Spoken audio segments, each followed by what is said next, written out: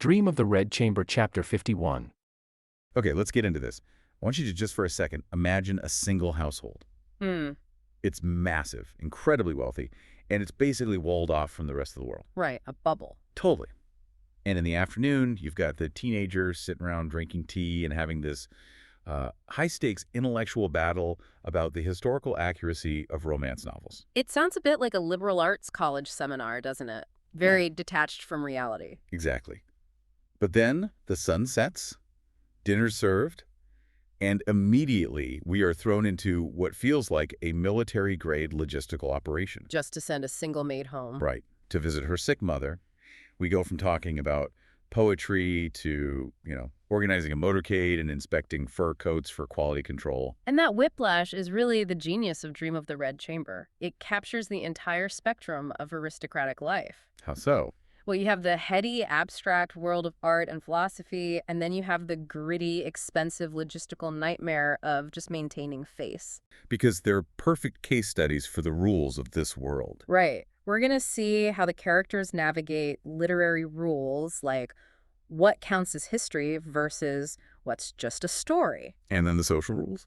And then the social rule status, clothing, and this desperate, almost paranoid need to maintain the family's public image. So grab your tea, maybe something strong, and let's dive into that first thread, the nostalgia poems. So this all centers around a character named Shu Baoken. Okay. For context, Baoken is a cousin, but she's unique.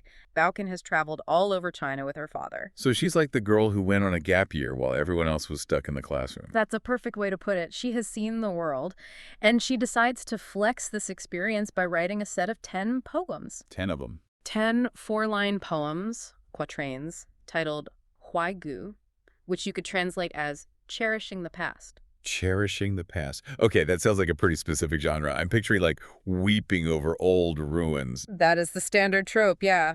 You visit a battlefield, you sigh about how empires crumble, write a poem, go home. Very somber. But she does something different. She adds a twist. She tells everyone that these aren't just, atmospheric musings. Each poem has a hidden riddle in it that refers to an everyday object. I love that. She turns his high art into a parlor game. It's like hiding a crossword puzzle clue inside a Shakespearean sonnet. Precisely. And the range of topics she picks is just a massive flex of her travel itinerary. She's dropping references the other girls just haven't seen. Like what? She writes about the Red Cliff, the site of that famous naval battle from the Three Kingdoms period. It's all heroic souls and fire on the water. Okay, so she starts with an epic war movie. Then she moves to Mai Yuan's Bronze Pillars. These are way down south, in what's now Vietnam Jiaozi in the text.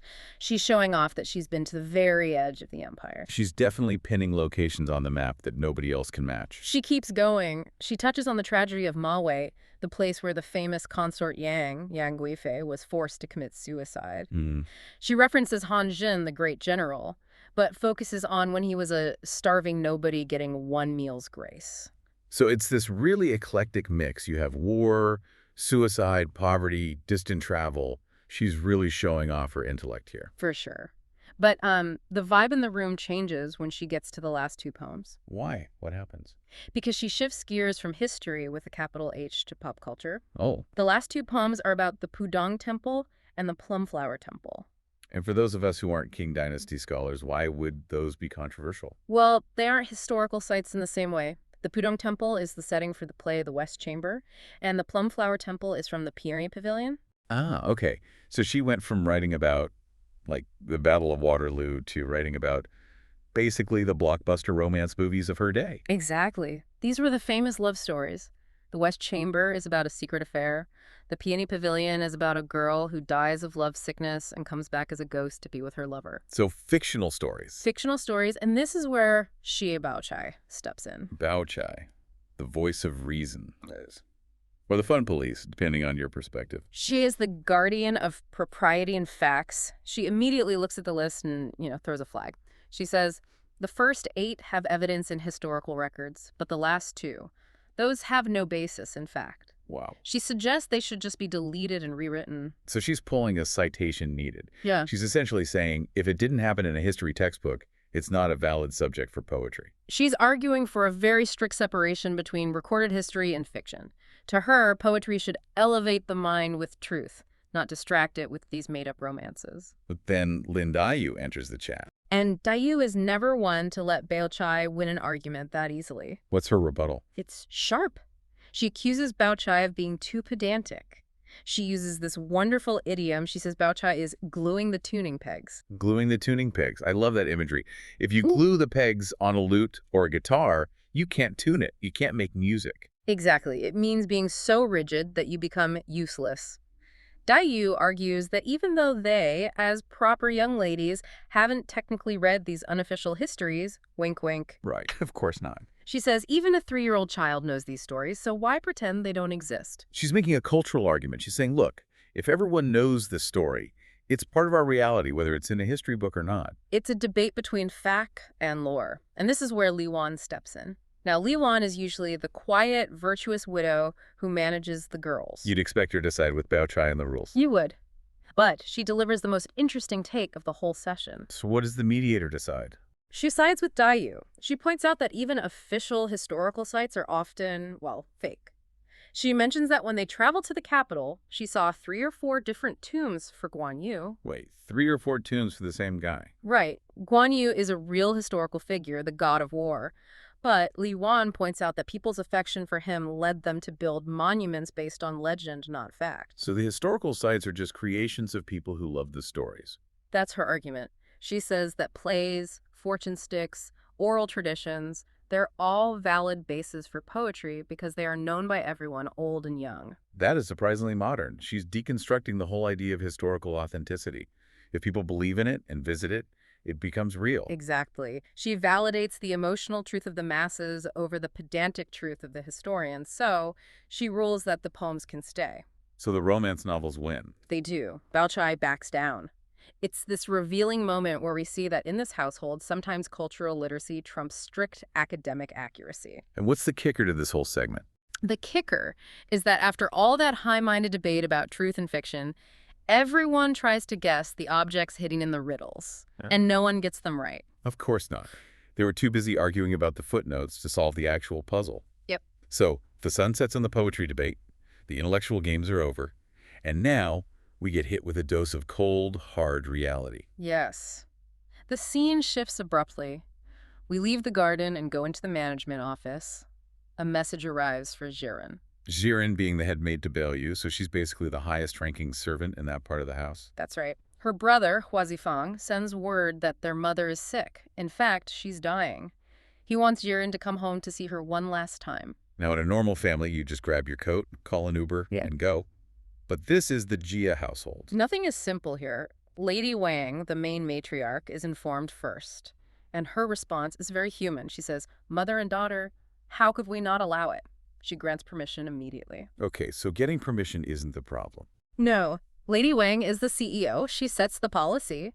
But she passes the execution to the COO, Wang Shifeng, or Fengji. Yeah. And this is where we see Fengji at work. If you ever wondered why she is the terrifying power center of this book, this scene explains it all. She doesn't just say, "Okay, Shirin, be back by Tuesday." She launches a protocol. It's a full motorcade. Yeah. She orders a large cart for Jiren and the older servants to sit in, then a separate smaller cart just for the little maids. Okay. Then she assigns specific personnel. Zhu Rui's wife, another senior woman, plus 4 older male cart drivers. That seems like overkill for a maid visiting her mom, doesn't it? Yeah. 6 people in 2 vehicles. To us it does. But to Fengji, Jiren isn't just a person. She's a representative of the Jia brand. Ah, right. If she shows up at her brother's middle-class house looking like some frantic servant who just ran out the back door, it reflects badly on the masters. It implies the Jias don't take care of their own. It's reputation management. She's controlling the narrative. Explicitly, she even micromanages the luggage. She tells the servants, pack a big bundle and take a good hand warmer. The big bundle implies wealth that you have property to carry. The hand warmer implies luxury. You aren't suffering in the cold. It's all theater. And this leads us to the most detailed inspection scene I think I've ever read. Xiren gets dressed and comes to present herself to Fengji for approval. This is the politics of fashion segment. So let's look at what Xiren is wearing. The text is very specific. It is lush. Xiren comes in wearing gold hairpins, a peach red 100-child engraved silk silver mouse jacket, and an onion green skirt. Peach red and onion green. That's a very vibrant, very bold color combination. And silver mouse. That's a type of fur. Yes, silver squirrel fur. It's quite nice. It's respectable. But Fengji takes one look at her and frowns. She spots a flaw. What's the problem? Xiren is wearing an outer coat made of gray squirrel. And Fengji hates it. She hates it. She says it's too cold for the weather, but that's just the polite excuse. What's the real issue? Her real objection is aesthetic. She looks at Xiren and basically implies, this coat makes you look poor. It makes us look cheap. So she doesn't just critique. She solves the problem on the spot. She offers her own coat. She tells her maid, Pinger, to go into her personal wardrobe and bring out her stone blue engraved silk 8 circular pattern heavenly horse skin coat. Pause. Heavenly horse skin. Please tell me they aren't skinning Pegasus. No mythical creatures were harmed. It's a translation quirk. Tian Ma, or heavenly horse, refers to a very fine, expensive fur, probably sable or a premium marten. So a massive upgrade. A massive upgrade from gray squirrel. And the other servants start laughing, right? They make a joke that Fengji is always paying out of her own pocket to fix these things. They do. They tease her, saying she's always patching the holes in the family's image. And Fengji's response here is the key to her whole business philosophy. Okay, what does she say? She explains exactly why she's doing this. She says if she doesn't intervene, the servants will go out looking like burned rolls. Burned rolls. That's a harsh image. What does she mean by that? It means they look ragged, unappealing, low quality. She explains that if the public sees the Jia family servants looking like beggars, they won't laugh at the servants. They will laugh at her, at Fengji, for being incompetent. She says, they will say we are a wealthy house, but we can't even dress our people. So she is literally buying reputation with generosity. She's investing in the coat to protect the stock price of the family name. Exactly. But then, just when you think you have Fengji figured out, just when you think, okay, she's a vain manager who only cares about optics, Something else happens. we get this second moment of generosity that feels different. Right. This is the moment with the gorilla felt cape. While Pinger is getting the coat for Xiren, she brings out another bundle. Inside is this bright red wool cape. The text calls it gorilla felt, or Jingxingzan. Again, with the animal names, is it actual gorilla? No. It's a type of imported hairy woolen fabric, probably a camlet. It's very thick, very vibrant red, and very expensive. And Fengji sees it and makes a snap decision. She orders Pinger to send this cape to Xing de Bunyang, who is Lady Xing's niece. A character we barely even know. Yeah. Why does Fengji send this expensive item to her? Fengji explains why. She says that yesterday, when it was snowing, all the sisters were out in the garden, and she noticed that everyone else was wearing warm furs or heavy wools. But this girl, Xing de Gunyang, was wearing an old, thin cape. And Fengji noticed that. She describes her as Gongjian Suobei, arching her shoulders and shrinking her back from the cold. That is heartbreakingly observant. It is, and think about the implications of that. All the nice characters were there. Bao Chai, the moral compass, Dai Yu, the sensitive poet, Liang Wan, the virtuous widow. They were all in the snow. They all saw this girl freezing. But none of them did anything. Only Fengji noticed, and only Fengji did something about it. It just complicates her character so much, doesn't it? We usually think of Fengji as this sharp-tongued, greedy, almost villainous manager. Right. But here, she is the only one paying attention to who is physically suffering. Exactly. The servants even comment on it. They say to her, if you were really small-minded and didn't care about the people below you, we wouldn't dare speak to you like this. It cements that her harshness is matched by a genuine, if status-obsessed, form of care. So it raises this really uncomfortable question. Is her vanity actually a form of philanthropy?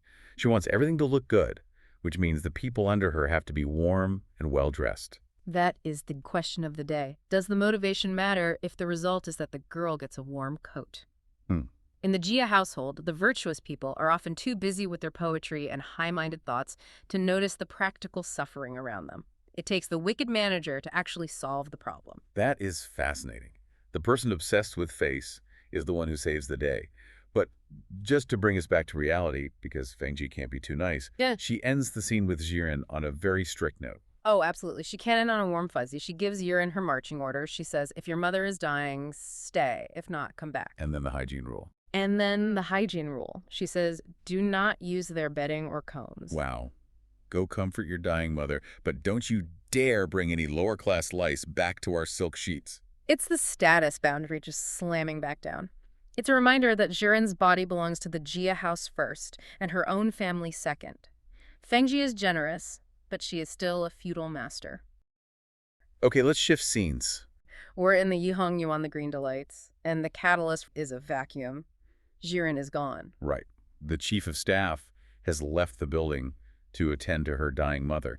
And I think seasoned readers know Jiren is usually the anchor. She is. She's the one who aligns the internal world of the garden with the external expectations of the Confucian society outside. Without her, that buffer is gone. And we see Fengji, the relentless manager of the household, try to plug that gap immediately. She sends in those 2 older nannies to supervise Baiyu. It's a fascinating attempt at remote management, isn't it? Yeah. Fengji knows that the cat's away dynamic is pretty much inevitable. Oh, for sure. She gives the nannies these explicit instructions.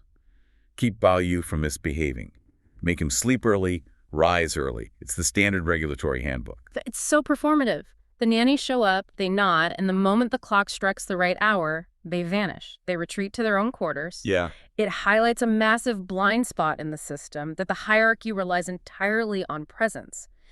As soon as the authority figure leaves the room, the rules don't just relax, they invert. That inversion is instantaneous. The text notes that the moment the nannies leave, the masks come off. Qingwen and Yu have already scrubbed their faces. They've changed into their night clothes. And we immediately see the dynamic shift between the 2 remaining maids. Qingwen, characteristically is staging a sit-in on the Zunlong, the warming frame. She's just refusing to move. Qingwen is essentially declaring a holiday. She tells Yu, I'll wait until you've all gone, then I'll warn you. While you're here, I'm going to enjoy myself. It's such a modern sentiment. It is. She's seizing agency the second the surveillance is down. Meanwhile, Yu is the one actually keeping the ship afloat. There's a specific detail here I want to dwell on because it feels so symbolic. Yu is lowering the cover over the large dressing mirror in the bedroom. Ah, yes. The mechanism with the messenger catch. It's a mechanical detail, sure. But in the context of this era, covering the mirror at night isn't just about dust. It's about spiritual hygiene. Oh, that's a great point. You cover the mirror so you don't startle your soul or, invite wandering spirits into the reflection. So she is literally sealing the room off from the other side. She's trying to create this hermetically sealed bubble of safety for the night. And as we'll see later with the ghost scare, that barrier is much thinner than they think. So the mirror's covered, the nannies are gone, and then we have Baiyu. With Siren gone, he doesn't act like some liberated teenager throwing a party. He acts terrified. He's incredibly vulnerable. He looks at the sleeping arrangements, the girls on the warming frame, him in the inner room, and he realizes he'll be isolated.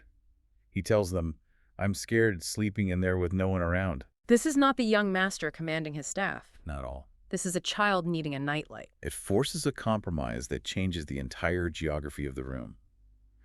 Yu agrees to sleep in the warm pavilion right outside his partition, and Qingwen takes the warming frame.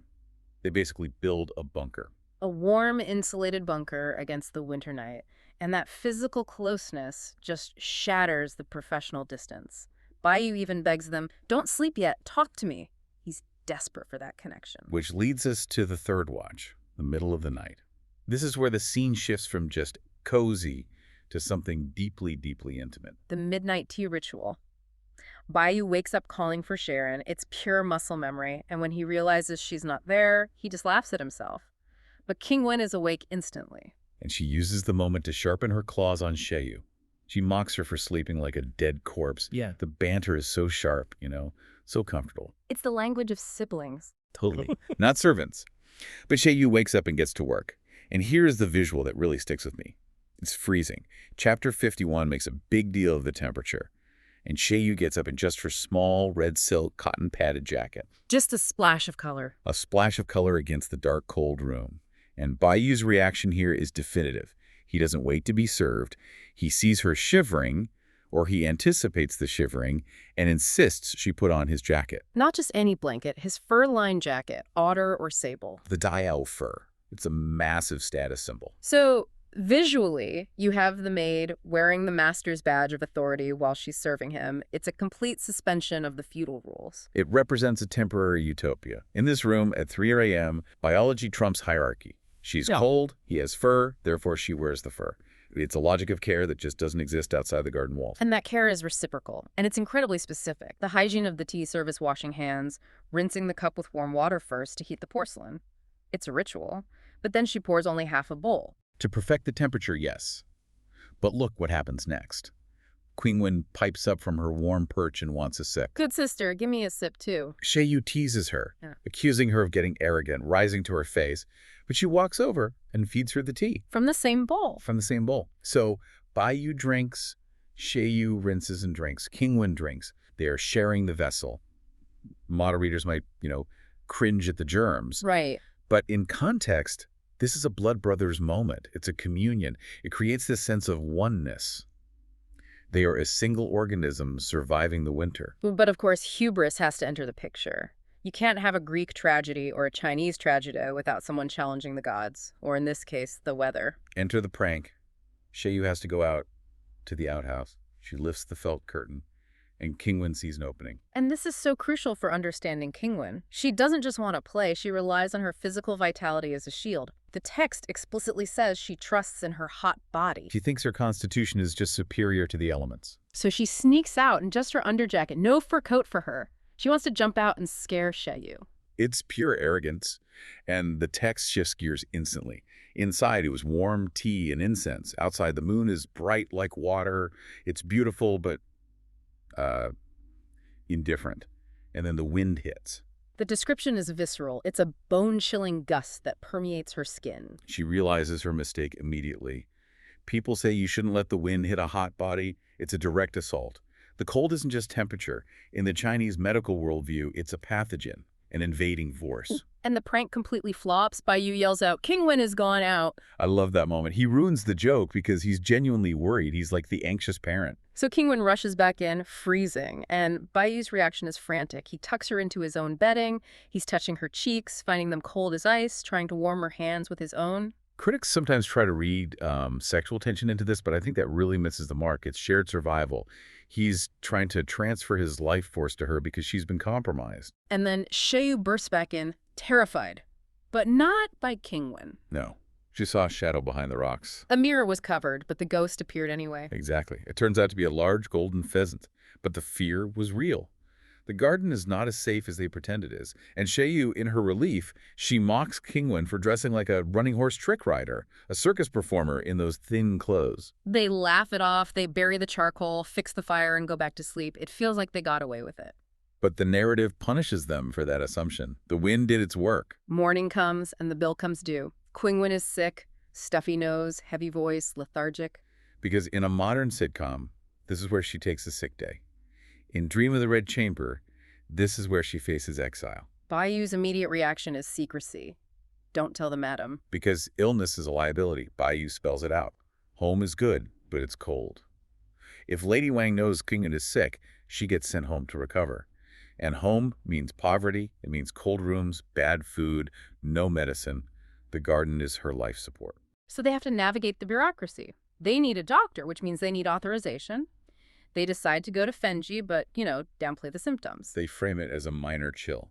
And Fengji is really the antagonist of this segment. She approves the doctor, but her message back is brutal. It's the 2 doses rule. If 2 doses of medicine don't fix it, she has to move out. That is such a cold corporate calculation.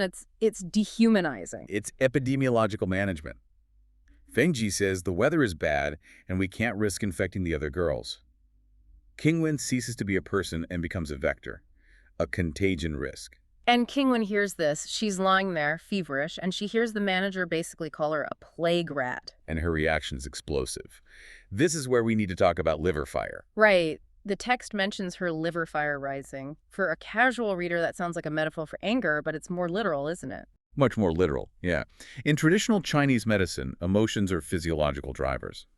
Anger is heat. It rises. It affects the liver system. So Yu isn't just saying calm down emotionally.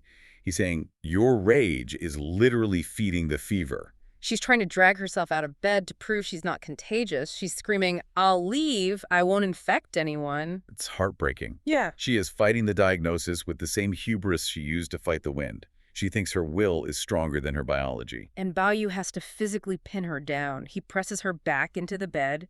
He plays the diplomat. He explains, look, Fengxi is just doing her job. She has to say that to cover her bases with Madame. He understands the political theater. But Qingwen doesn't care about politics. She cares about dignity. And that's the tragedy of her character type. She is too hot, too passionate, too proud for a system that demands coolness and compliance. Exactly. The hot body that made her brave enough to run into the snow is the same hot temper that is now jeopardizing her recovery. She is chemically incompatible with the role of a submissive servant. She's sick, she's hiding the severity of her illness, and she's on a 2-day clock before she gets evicted. The cozy bubble of the night before has completely popped. The cold got in. Okay, so imagine for a second that you're a doctor. But, not in some sterile, fluorescent-lit clinic. Right. You're a physician in 18th century imperial China.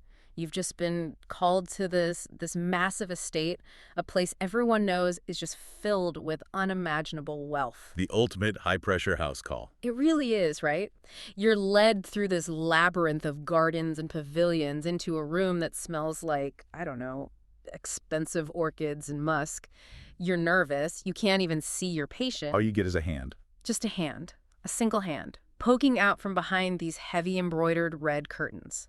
And on that hand, you see something that just makes your brain snap to a conclusion. The fingernails. The fingernails, fully 3 inches long, and they're dyed this vibrant, deep red with balsam flowers. It's such a striking image. Yeah. If you're that doctor, standing in that perfumed room, seeing those nails, your brain immediately starts filling in the blanks. You're thinking, I am treating a delicate, high-born, aristocratic young lady. Exactly. But here's the kicker, and this is really the hook today.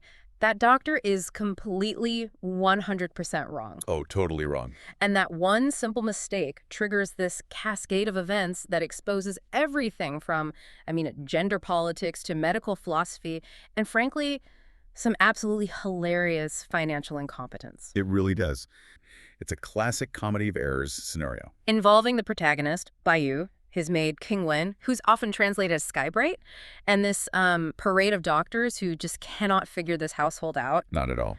How a single sick call reveals this massive disconnect between these wealthy characters and the real world. A world where a maid lives better than a doctor's wildest dreams. Where the main character thinks he's a specific type of tree and where, just finding loose change becomes this impossible treasure hunt. It's a fascinating look at how privilege acts as a bubble. It protects you, sure, but it also completely warps your reality. We will get to the tree thing, I promise. But first, we have to start with what I'm calling the fingernail incident. Okay, so set the scene for us. Bayu's favorite maid, Qingwen, has a cold. But this isn't a normal doctor's visit, is it? No, not at all. You have to understand the really strict social hierarchy here. Gender segregation is paramount.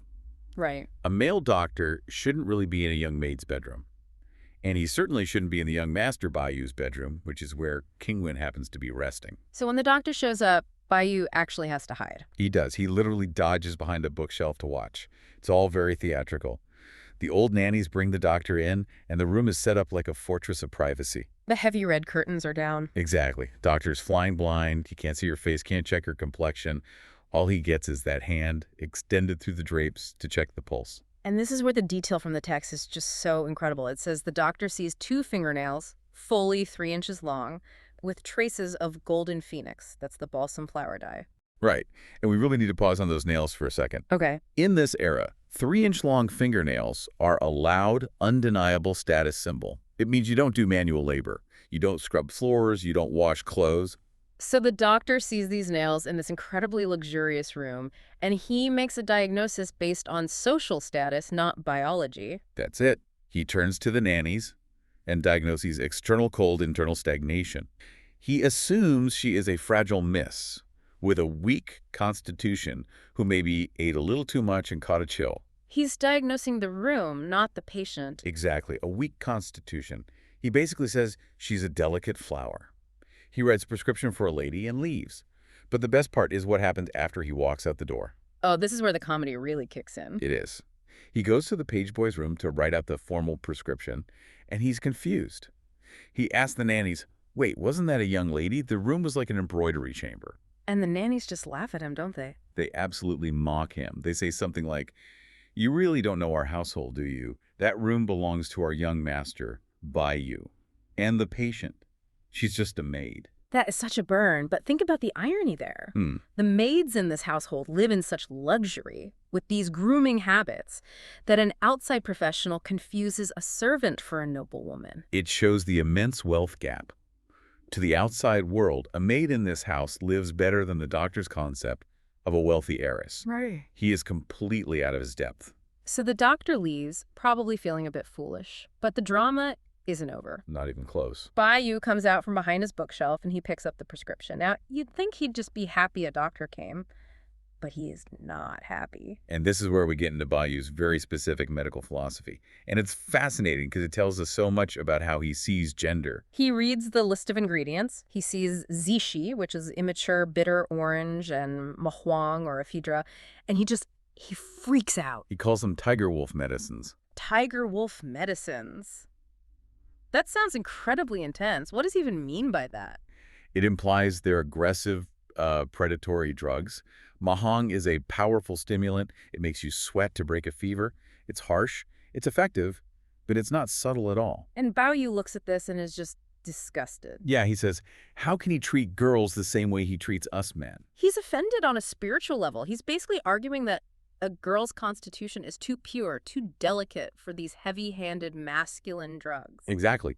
Baoyu operates on this very idiosyncratic gender logic. He believes men are mud-turbid, dirty, rough, and women are water, pure, clean, refreshing. So he sees this as a doctor trying to treat pure water with muddy medicine. He's disgusted by it. He thinks the doctor has applied a standard, muddy protocol to what Baoyu considers a unique, fragile being. So he intervenes. He basically fires the doctor on the spot, tells the servants to send him away, and demands they call for Dr. Wang. Who is one of the regulars. Dr. Wang knows the household. He knows the drill. He knows that when you treat someone in Baiyu's inner circle, you have to be delicate. So Dr. Wang arrives, checks the pulse, writes a new prescription, and when Baiyu reads this one, he's relieved. What's in the new one? Oh, it's much gentler. You've got dengue or angelica root, chenpi or tangerine peel, and baishao, white peony. White peony, of course. It sounds like a tea blend you'd buy at a boutique. It fits Baiyi's aesthetic perfectly. He says this is medicine for a girl. It disperses the illness without attacking the body. It confirms his whole worldview. It does. That the women of the garden are these precious, ethereal beings that need to be shielded from anything harsh, including harsh medicine. Which leads us right to one of the most interesting conversations in this whole section. Baiyu tries to explain this logic to the maids, and he uses this wildly self-deprecating metaphor. The tree metaphor. He compares himself to a tree. He does. He says, I can handle the tiger wolf medicine. I'm like a decades-old poplar tree growing in a wild grave. A wild grave. He is so dramatic. He's the emo kid of the 18th century. He really is. So he says he's a tough, weathered poplar in a graveyard, but the girls, he compares them to newly opened white begonias. So he's the rough, disposable bark, and they're the delicate petals. But I love that the maid, Shayu, doesn't just accept this, she roasts him. Oh, yeah. Shayu is very practical. She hears poplar tree, and she doesn't think tough and resilient. She just thinks annoying. What does she say? She tells him, I hate poplar trees. They're clumsy, they have small leaves, and even when there's no wind, they make this rustling noise. She basically tells him he's noisy and useless. You're just that annoying tree that won't shut up. Pretty much. And then she asks, if you're going to compare yourself to a tree, why not a pine or a cypress? Those are noble trees. And this is where Baiyu gets all philosophical on her. Yeah, he drops a Confucian reference to explain his own lack of self-worth. Yeah. Quotes, only when the year grows cold do we see that the pine and cypress are the last to fade. Okay, let's unpack that a little. What's he saying there? Well, in Chinese culture, the pine and cypress represent moral integrity, endurance, nobility, because they stay green in winter while everything else dies. I see. So Baiyu is saying, I'm not worthy of that comparison. I'm not noble or high-minded. I'm just a common, noisy poplar. It's his way of elevating the girls above himself. He genuinely believes he is mud and they are treasure. He puts them on this pedestal, but, and this is the massive but, even though he worships them, he's completely incompetent at the practicalities of it all. Which brings us to the scale incident. This part is pure comedy, but it's also such a biting critique of their class. So remember that first doctor, the quack? The one they just fired, yeah. Right. They still have to pay him for his time. The nannies explain that the regular doctors, like Dr. Wang, get paid on a retainer or during festivals, but this new guy, he's a gig worker. He needs cash now. He needs his sedan chair and horse money. He needs his Uber fare, basically. Right. And the nanny suggests the going rate is 1 tael of silver. So Bayou and Yu have to find a tael of silver. They go to Bayou's shell-inlaid cabinet, and I love the description of what's in this cabinet. The top shelf is all the fancy stuff fans, ink cakes, scented purses. All the aesthetic items Bayou loves, the things that define his identity. Exactly. But the money is on the bottom shelf, almost as an afterthought. They pull out a drawer of loose silver and a dengzi. A dengzi, that's the little handheld scale, right? Yep, for weighing precious metals. In this era, you didn't hand over coins with a set value. You handed over lumps of silver that had to be weighed. The scale has a stick with markings, or stars on it, to show the weight. And here's the problem. Neither the wealthy young master nor his high-ranking Mei has any clue how to read it. It's amazing, isn't it? Yu holds it up and asks, which dot is the 1 tael mark? And Bayou just laughs and says, you're asking me. That's funny. They're literally just looking at a stick and guessing. It's like watching two people who've never cooked try to figure out what a teaspoon looks like. It just highlights their helplessness. Bayou gets impatient and says, just pick a big piece. We aren't doing business here. Who cares about calculating? So Yu just grabs a chunk of silver that looks about right. And luckily, a nanny is standing outside watching this train wreck. Oh, thank goodness. She looks at the piece and laughs. She says, that is a piece of a 5 tael ingot. That weighs at least 2 taels. They were about to pay the doctor double the asking price. And Bayou's reaction is classic. He doesn't say, oh, let me find a smaller piece. He says, whatever, give it to him. If we give him less, he might think we're stingy.